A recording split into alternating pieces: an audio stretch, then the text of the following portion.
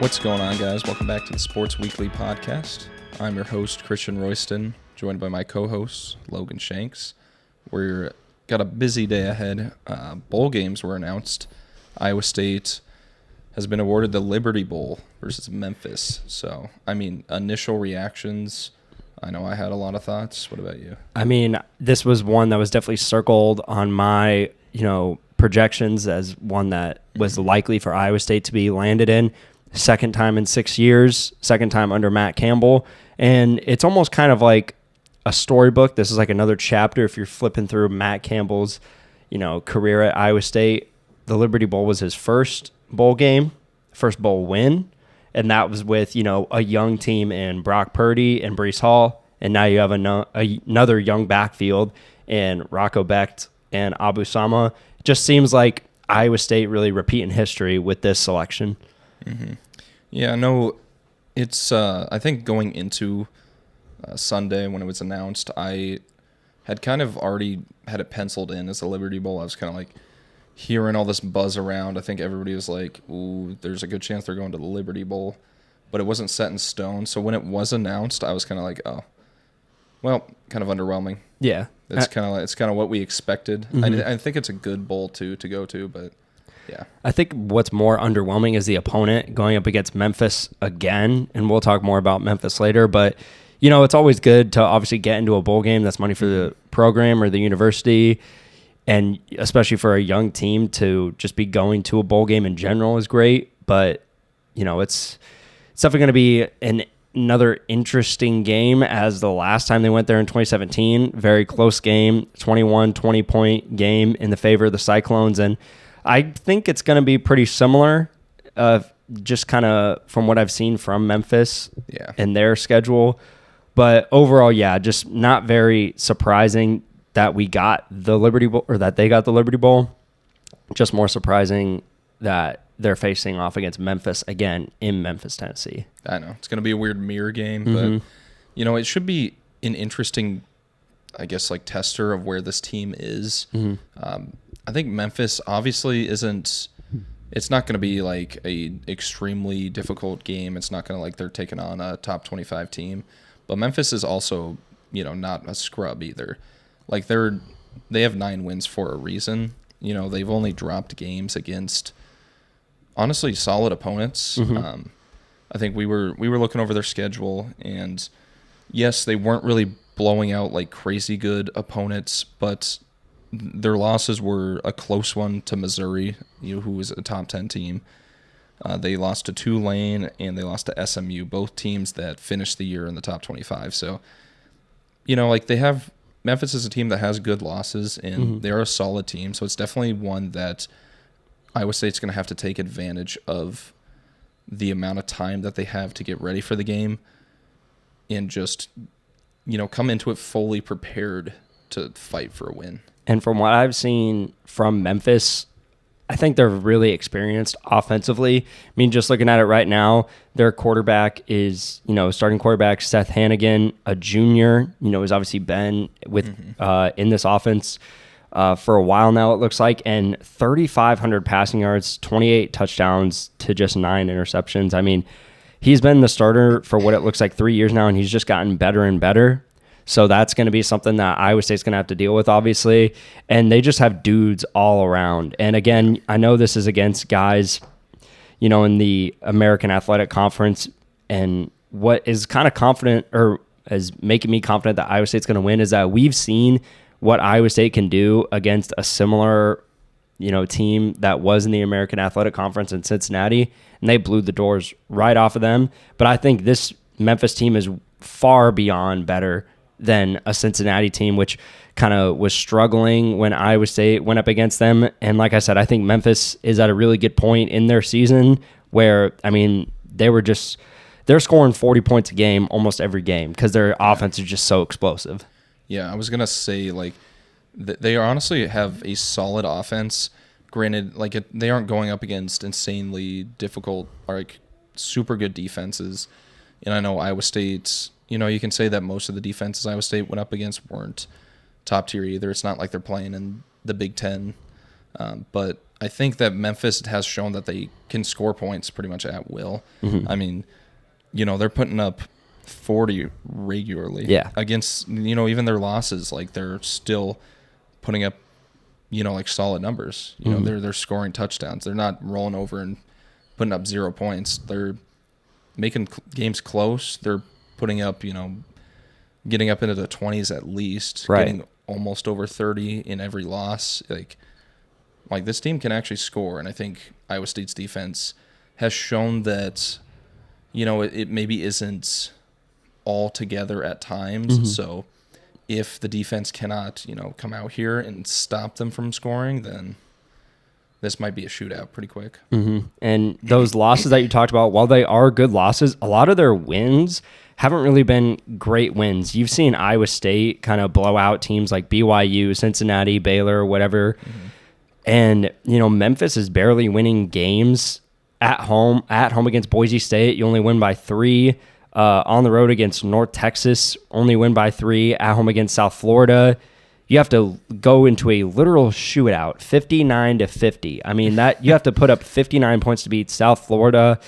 On the road against Charlotte, you're only winning by 6 points. I mean, they had a good, solid win against Temple, a not very great Temple team to end their season. But, their wins have been just as close as their losses, which is kind of similar to Iowa State and how it's been an up and down kind of year. Obviously, Memphis is the better team record-wise with a 9-3 record.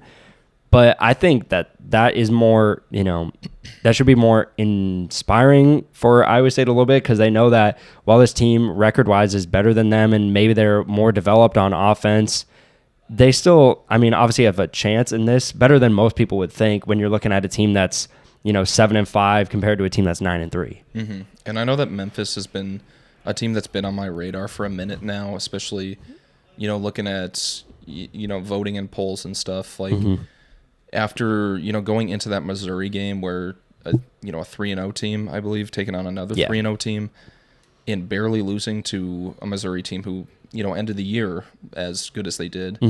I think Memphis kind of showed that defense doesn't matter in a way. They showed that they can kind of put points up on any team, and they're not going to really hang their hat on keeping points off the board. And that Missouri game too, that Mizzou game was at a neutral site, much like this game. And I think this is going to be a really interesting game. They're probably, both teams are going to have to compete with each other on offense to keep up with each other. I think Iowa State's defense is probably going to be a part of their team that helps them really win this game. If they are going to win this game, they're going to have to rely on their defense to not allow Memphis to put up 40 points like they have been doing. And, we'll get more into like opt-outs, transfers, whatever the case is. But I think, they're probably not going to lose that many people from the defensive side of the ball. And I think the veteranness on that side of the ball is going to be able to help Iowa State to beat Memphis, if they can cause them trouble early on, which they've found success with throughout this season. And even if the defense doesn't really keep up as much as it should, we also just saw that Iowa State has the ability to win a shootout and put up points at will. This offense since the start of Big 12 has really shown that it can score at ease as well, especially against competition that might not be as strong. Memphis defense is definitely, it's not Texas, it's not Oklahoma. Right. They're a defense that is kind of on pace with some of the other teams that Iowa State played, that they actually succeeded pretty well on offense. So I think we'll see a pretty good game from both sides maybe. Yeah, you bring up a good point. The offense definitely has progressed throughout this season. We've talked a lot about that. You obviously saw that exclamation point game in Kansas State with Abu Sama and Rocco Beck doing really well. But yeah, I think Iowa State, they do have the ability to win another shootout if that ends up being what it is. But also, like I've said, Memphis has struggled against teams that probably don't have that great of a defense. And then, I'm not saying the Big 12 is certainly not known for having a great defense, through all their teams pretty much, unless you look at the top teams like an Iowa State or a Kansas State, whatever the case is. But what I'm trying to say is that, Iowa State has proven that they can beat better defenses than what I think Memphis has. We were watching film a little bit before that, Memphis is known for giving up some big plays and not really having the best run D, honestly. So, it'll be an interesting game for sure. And, I'm just looking forward to seeing what this young team is capable of doing against a Memphis team that, like I've said, is, looking like a really veteran squad. Mm-hmm. And then speaking of veterans, speaking of defense, I think, you say maybe there isn't a lot of people that opt out on the defensive side, but I think I don't think there's going to be a lot of people that opt out at all on Iowa State's roster. I think if any, it might actually be some of those veterans on the defense. And the name that's just been kind of like sticking out to me has just been TJ Tampa. Yep. I think if anybody should opt out, not saying that, maybe he does want to play that last game and help his team win, but I think it might be good for him to prepare for the draft, keep himself healthy, just put himself in a good position because he is obviously their best defensive player currently in a position to go to the NFL. Yeah, I'd be very surprised if he doesn't opt out. He's a certified day 2 guy. So I think really what would probably be best for him, and I'm sure he knows this, is to opt out of the bowl game and start preparing for the draft. Now, from what we've heard from Matt Campbell, he said that he doesn't, in the press conference for the Liberty Bowl, he said that he didn't expect any more transfers to, go into the portal. Mm-hmm. That's obviously not been true. But he also said he doesn't really suspect a lot of opt-outs. But I think, like you said, the one name sticking out is TJ Tampa. Other than that, I don't really see anyone else. Mm-hmm. There's no one really that would make sense on either side of the ball to opt out.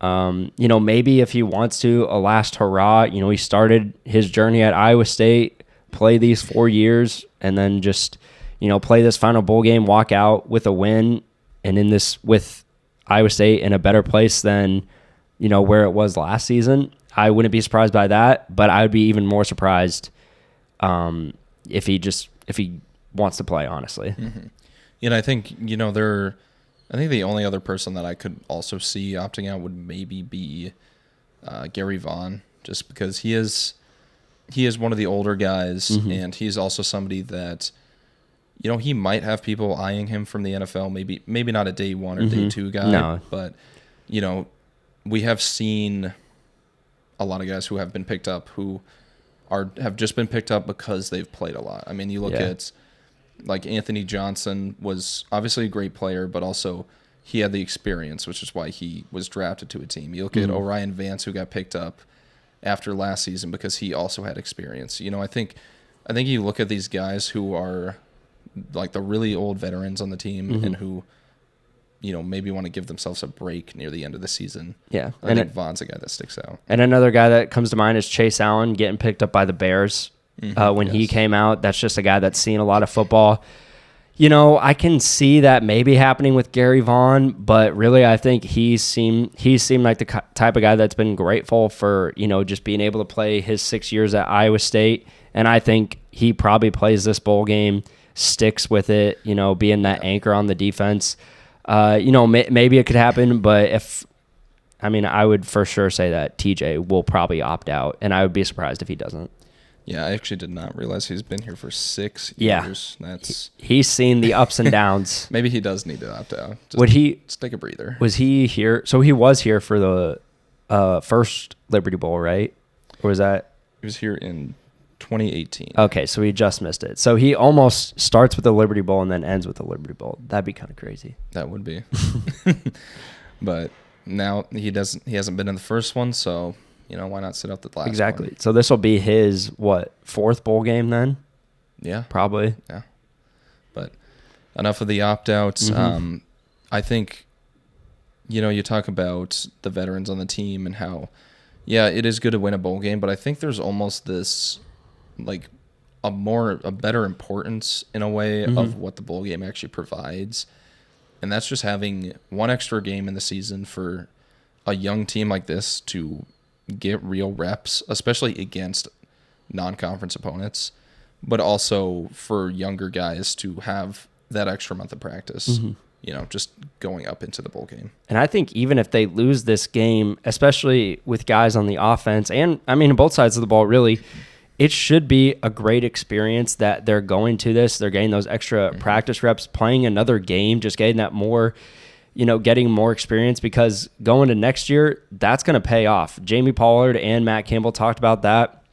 One thing that Jamie Pollard, that really stuck out to me was this isn't the end. It's actually, I think he says, like the start of next season, really. It's not, you're not going to look at this game and be like, okay, well, this, they play this game and then the season's over. Even though that is what happens, this just leads into more of the development of next season, which you got from a ton of your guys, starting and playing this season, especially on offense.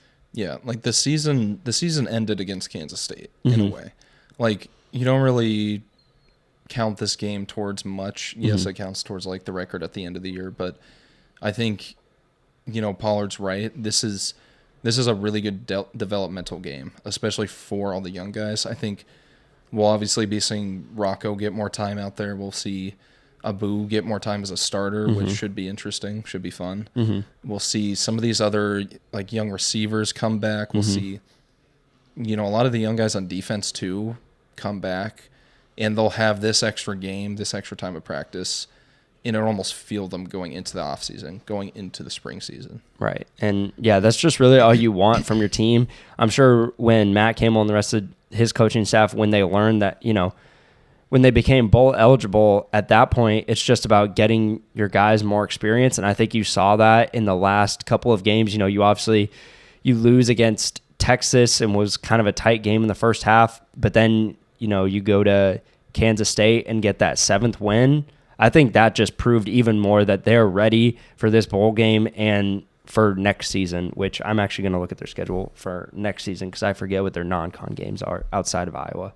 Talking about this game rolling over into the next year, you look at the non-con games all besides Iowa at home. Right.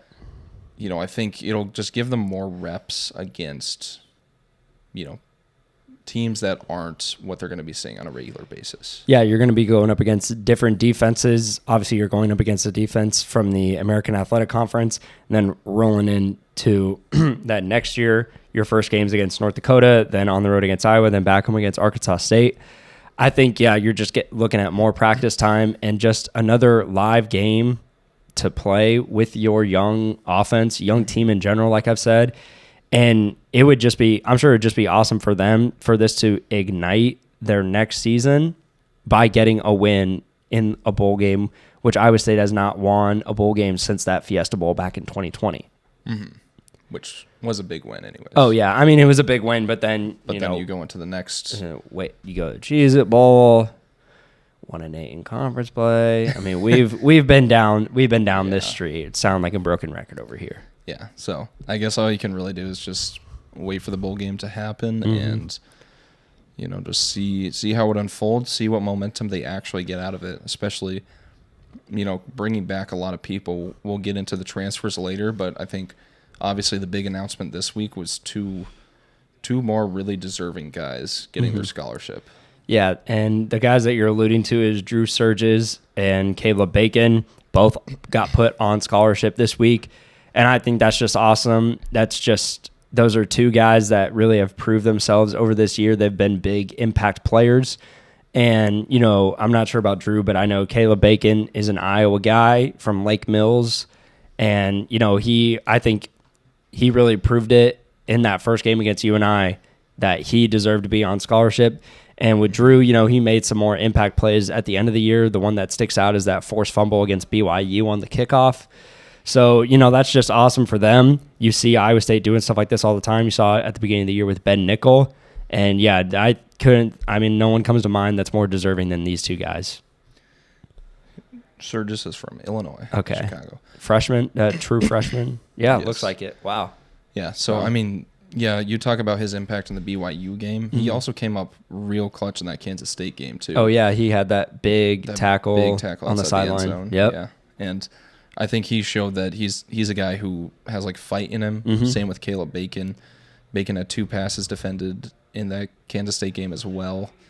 Obviously it would have been better if he would caught them, but still, it's a pass defense. Right. And he's been, the video that Athletics put out was awesome. I mean, you just look at both of them finishing off plays and just really earning their spot, not only on the team, but on scholarship.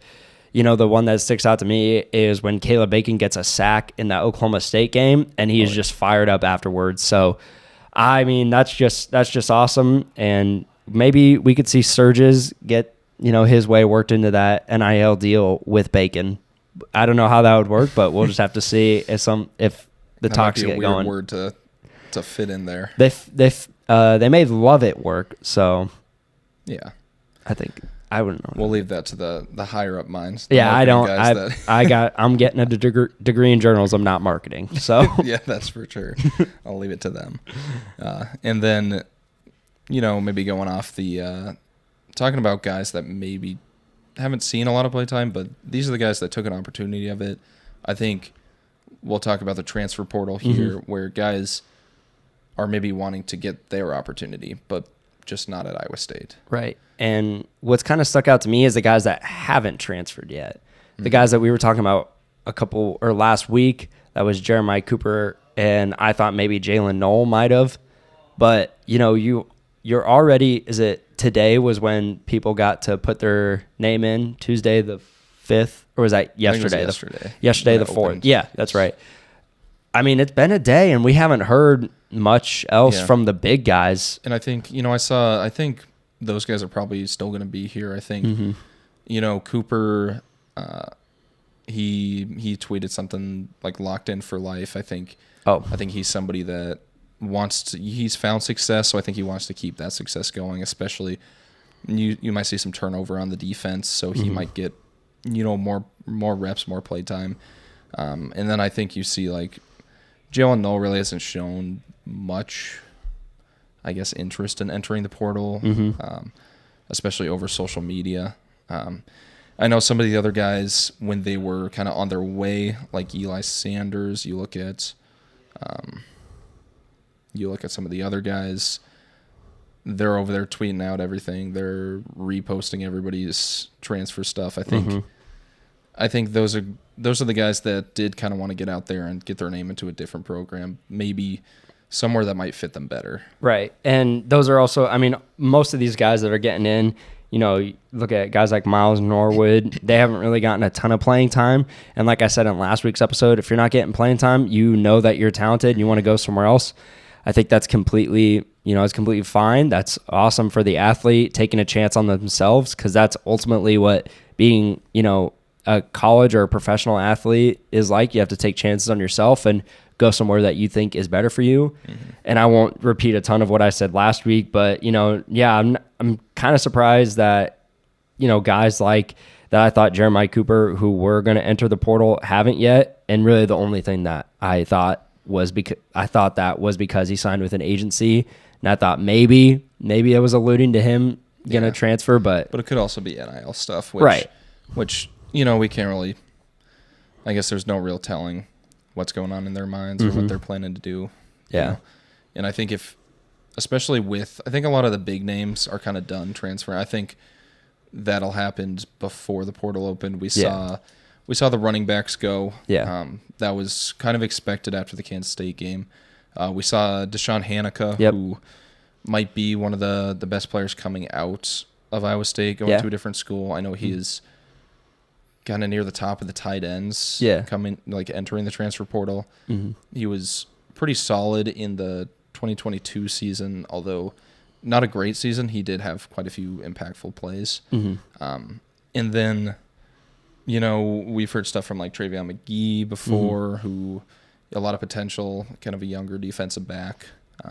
But then a lot of the other guys are just kind of real, like, raw players. Just searching for their next opportunity, really. Yeah. That's kind of what I've understood. And I'm glad that you bring up Hanukkah, because he is a guy that I think he was probably going to, I mean, he was, before Brahmer, I thought he was going to be the most athletic tight end on the roster. I think Brahmer's kind of filled in for that role, which, just thinking about Benjamin Brahmer makes me even more excited for this Liberty Bowl game, because I think he's been awesome for this team. But regardless, I think most of these transfer guys is just looking for their next opportunity. You see a lot of them be like, 2 or 3 years left of eligibility. And I think, they're just searching for that next opportunity, and they've been getting a lot of attention. And I think that kind of just shows also that Iowa State is, a program that can, they're not a program that people are laughing at anymore. It's like, okay, they're coming from Iowa State. They were obviously recruited by them. They had a lot of faith in them. They're looking at the products that Iowa State has turned out. And I think a lot of these guys are going to get shots somewhere else for sure. Mm-hmm. Especially, you see like Haneke's announcements, he's almost getting offered by he just got offered by Colorado recently, a new school, like every single day. And I think if it weren't for his like gambling allegations and him doing all that legal stuff this year, I think he probably would have been the starter, and he would have, gotten a really good shot at putting up quite a lot more production, which would have helped him out. Mm-hmm. And then some of the other guys, when the portal opened, a lot of the, I guess, younger guys also entered their names. I know Miles Norwood was one that I'd heard just because I believe he's roommates with Jeremiah Cooper. Oh, okay. I want to say, you look at Terrell Crosby is one who actually a true freshman who played in some games during the year. I saw Jefferson Adam, who was a JUCO player, actually pretty good size for defensive end. I think he's the only defensive end to enter so far. Okay. But yeah, he still has a year or two left. You look at, and then Karan Adams was the last one, a wide receiver who he's a redshirt freshman, and he top 10 player coming out of the 2022 class from Arizona. So, there's a lot of guys who were pretty good in high school who got recruited to Iowa State for a reason, and I think they come in here and they see that like they have the talent to succeed, but the rooms are so stacked it's going to take them maybe a little bit too long to get to where they want to get to. So, it's better instead of sitting and waiting behind a crowded room. Maybe go put your shot in somewhere else and get the opportunity somewhere else. And, I'm all for that. Yeah, and a lot of defensive guys, really. I mean, what was that? Quarian Adams is really the only offensive guy outside of the running backs that are leaving. I think that's no real surprise because we've seen a lot of defensive depth this season. A lot of guys making plays, especially in the secondary, which you see a lot, whereas a lot of those guys are transferring out of. And like we just said, I mean, guys like Surges and Bacon are young guys that in the linebacker room that are making plays all over.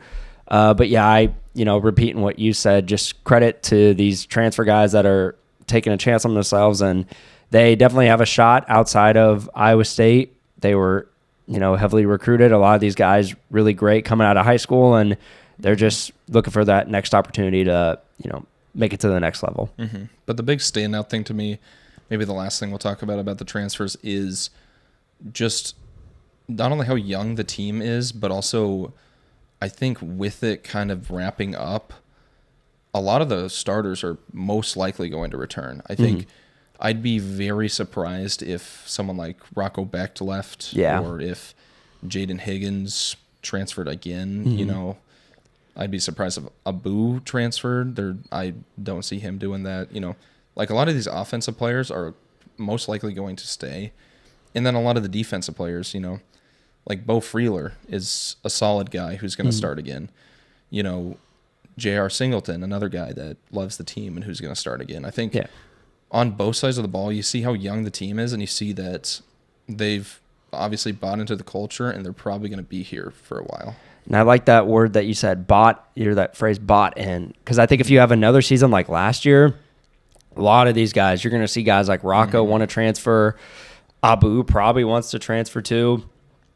And other guys like, Bo Freeler, who's got one more year. He's a junior. I think, like I said, if you have another year like you did last year, a lot of these guys are going to want to leave the program. They're not going to be bought in as much, but you see the amount of exponential growth that they got throughout the season. They just got better and better every game, really, especially offensively. I think a lot more guys, like you said, are brought in, and they want to be here another year. They like the coaching staff, and I think especially on the offensive side of the ball, you saw a lot of success out of Nate Schilhaas being the play caller offensively, and I think that's just going to keep getting better like he did. He said in press conferences it was kind of a learning curve for him, and that's no surprise. And yeah, I think that's a good sign that you're seeing the guys that do want to stay are the impact players that have just gotten better throughout the year. And like you have a 7-5 season pretty much a full new guys who have the chance to be here for a while. Mm-hmm. And I think they see how special that is, that they can go 7-5 while fighting through growing pains. Mm-hmm. Next year, if the offense comes in like it played against Kansas State and it goes up against, like Iowa again, like there's a good chance that they take that game. There's a good chance they'll roll through the non-con. They'll be one of the top teams in the Big 12 throughout the entire season, not just at the end. And with the transfer portal stuff, we've seen a lot of guys like Dylan Gabriel also went to the transfer portal. I think there's been a lot of great Big 12 players on these other teams that are transferring. And, I mean, Will Howard's going to be gone. He was a senior. Yeah, that's true. I don't know. I agree with what you're saying there, though. They, maybe they might still drop that game against Iowa, but the more time that they have with each other, they're just going to keep getting better and better. Yeah. Granted, Dylan Gabriel won't be a problem for the Big 12, even if he was on Oklahoma, since they won't be in the Big 12. That's true. But all these college realignments, I just keep forgetting about. Remember I was told that I have a chance to go see Wisconsin and Oregon play a football game. They play at Wisconsin next year, and I was thinking, I'm like, Wisconsin at Oregon, and I heard it was in the middle of November. I was like, why are they playing a non-con game in the middle of November? And I was like, they're in the Big Ten. So, yep. And especially, you talk about realignment. And also, to sidetrack a little bit, Dylan Gabriel, you brought that up. You brought up Oregon. I have been hearing buzz about Dylan Gabriel to Oregon. That'd be literally the same exact thing as what happened with Bo Nix, because he was at Auburn for so long, and then Bo Nix was at Oregon last year too, I want to say. But just to get Dylan Gabriel, I mean, that offense would be insane. Yeah. I mean, I think Bo Nix is probably better than Dylan Gabriel. I don't know. Dylan Gabriel did quite a bit with his Oklahoma team. I think you put him on an Oregon offense. Yeah. Maybe. I mean, yeah. Yeah, but going back to realignment, college football playoffs, obviously if you've been following along with that, a lot of controversy. But, technically 2 Big Ten schools and 2 SEC schools in the playoffs. You got Michigan, Washington on one side. You got Texas, Alabama on the other. And I think it's that Texas-Alabama piece that people are a little upset about, or maybe a lot of it upset. Yeah. There's quite a bit of rage about throwing in an SEC school like Alabama instead of, or even a Texas instead of Florida State, who went undefeated in a Power 5 conference. Yeah, I mean, we have, pretty hard opinions on this topic. But what I will say is I think people need to stop looking at it being 2 SEC schools. Look at the schedule. Look at what they've done. I know Florida State is undefeated, and, it's not just because they lost their starting quarterback. I think that's a big thing why they shouldn't be in, because if you put them in at the 4 spot and they have to play Michigan, I think they get steamrolled, just how we both think they are going to against Georgia. Yeah. And you also have to look, they lost their starting quarterback with 2.5 games left because Travis got hurt halfway through one game, correct? Yeah, and then Tate played for 2 games. Yeah. And then Brock Glenn, is that his name? I will look it up. He played that Louisville game because Tate Rodemaker got hurt. Mm-hmm. And, I think Jordan Travis was a huge part of that offense. Mm-hmm. But that defense obviously is insanely good. Yep. Was the whole year. This entire year I'd had them in my top 4 rankings. I'd even put them as far as 3 most weeks. Yeah. But you see Jordan Travis go down, and I just think once that happens, they don't have the offense to compete with, the other teams in the college football playoffs. And that is kind of where it is you need all 4 of those teams. You need the 4 best teams. Right. The 4 teams that can compete with each other. Mm-hmm.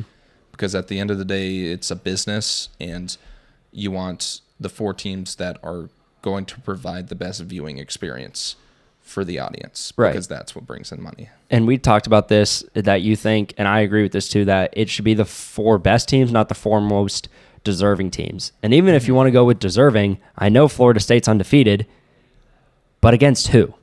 I mean, I'm not saying I think that the ACC, you're playing teams like, Clemson was a solid team, but then you go on and you play teams like Virginia Tech, Syracuse. Yeah. I know they Pitt. almost lost to Boston College. Yeah. They went into overtime against Clemson. Yeah. Yes, they beat LSU, but so did Alabama. Yeah. And Alabama beat them more recently. They didn't beat them week 1. Yeah. Yes, they beat Duke, but Duke isn't a Georgia. Right. Alabama beat Georgia.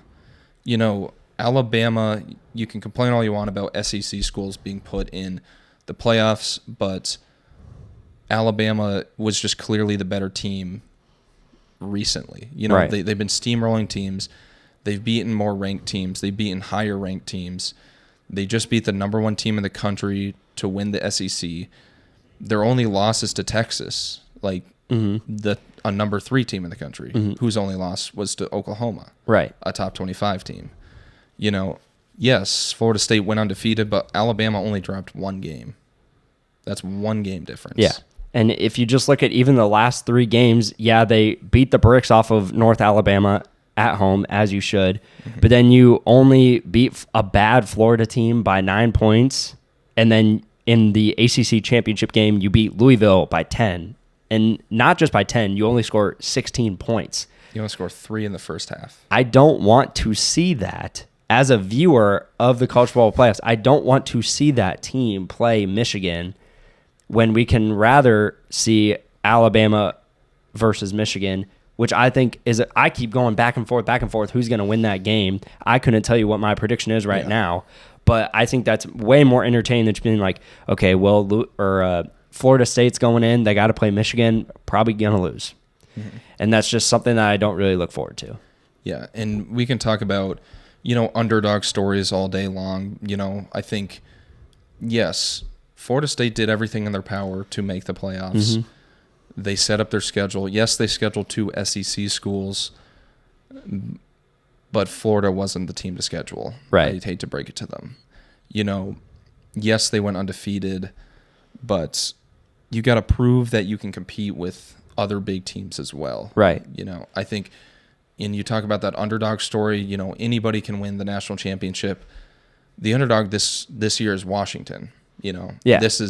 That's the underdog. I mean, I'll look it up now, but when do you think the last time was that they were even in the college? I mean, I couldn't even tell you. And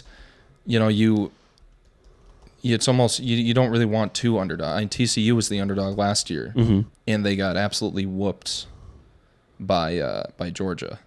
Cincinnati was the underdog 2 years ago. I want to say 2 or 3, and they got whooped.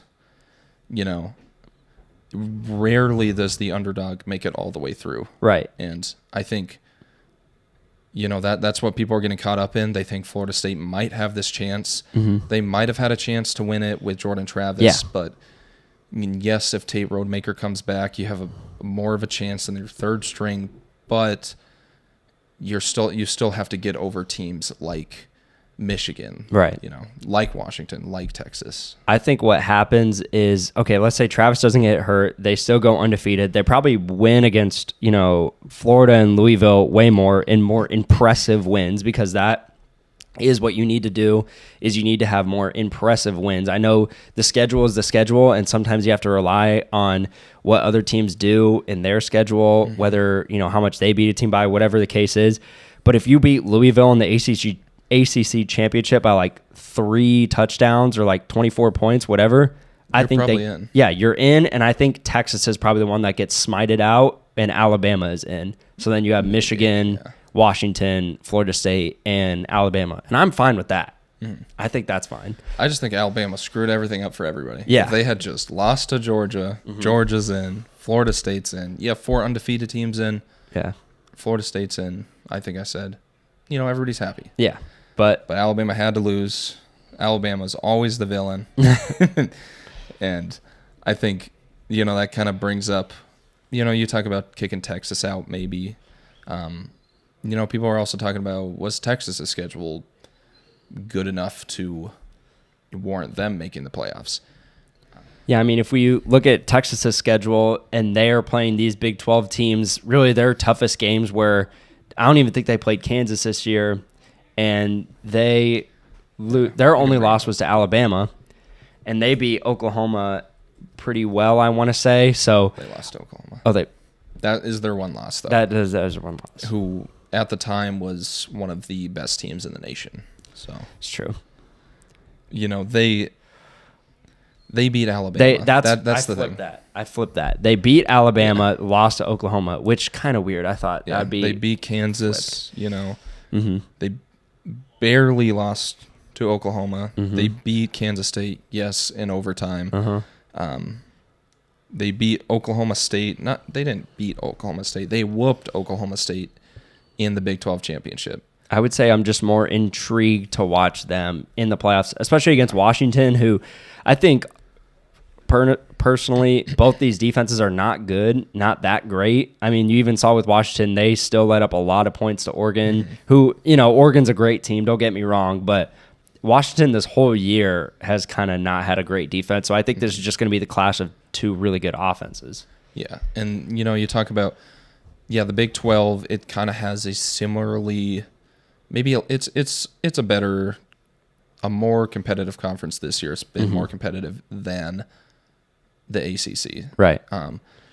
So, and although this would never happen. Yeah. What if Iowa State was in Florida State's position? You think if Iowa State went undefeated in a Power 5 conference this season, would they have also been gypped out of the playoffs? So if they go undefeated, that means that they beat Texas, a ranked team, Oklahoma, a ranked team, Kansas. You basically flip the losses to Kansas, Texas, Oklahoma, and Iowa, and obviously Ohio. But those the Texas, Oklahoma, Kansas, and Iowa games, those are technically all wins against teams that were at one point ranked.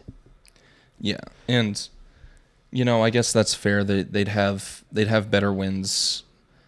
Iowa State would almost have better wins than Florida State. They would have gone on the road, beaten Oklahoma. Mm-hmm. They would have beaten Iowa, who finished the year ranked. Right. Although maybe Iowa wouldn't have finished the year ranked if they had lost to Iowa State. Because then they would have 3 regular season losses. They probably would still. But yeah, that's a different conversation for a different day.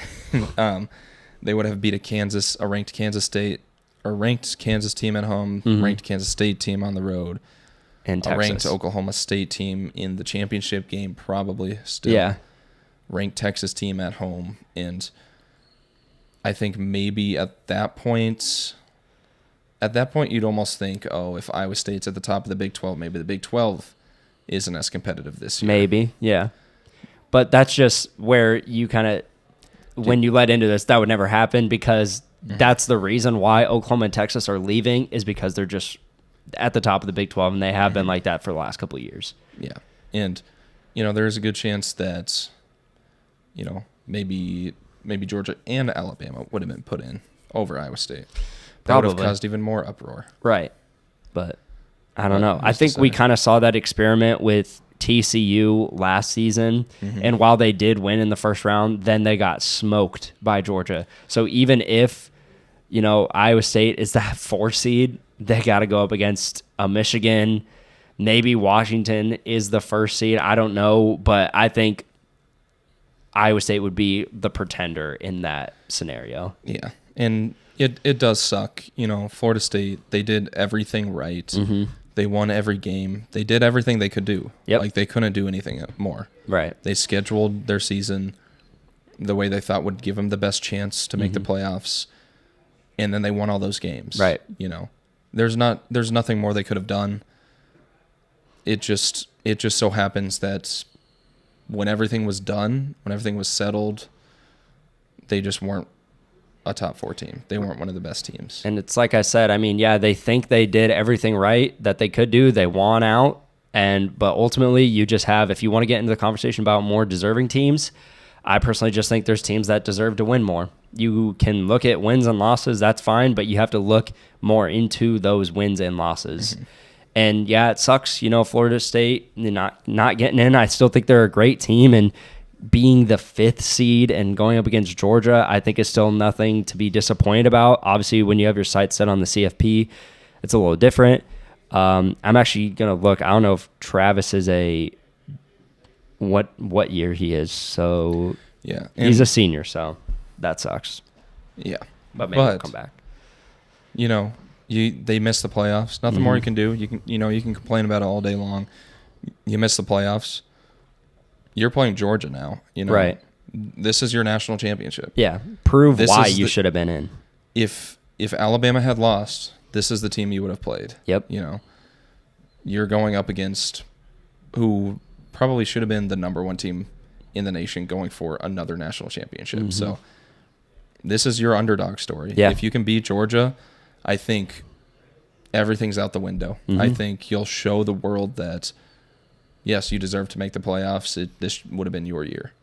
Yeah, I agree. I'm just really excited for these college football playoffs. All these bowl games, it's bowl season, and I'm just ready to see a couple more weeks of football. Yeah, and Iowa State has their national championship game against Memphis. That's true. I didn't even think about it like that. But, you know, being the home team, too. Yeah, we forgot to say that. They're going to be in Memphis, but they will be designated as the home team. Don't know how much that will do. It counts. Yeah. But I guess all we can really do is wait for the game to unfold, wait for it to come around. So we'll have more for you guys leading into the bowl game, and then following the bowl game. You know, it's bowl season. We got one more game left in this, so happy to be here to cover football for you guys. We'll talk to you guys later. See ya.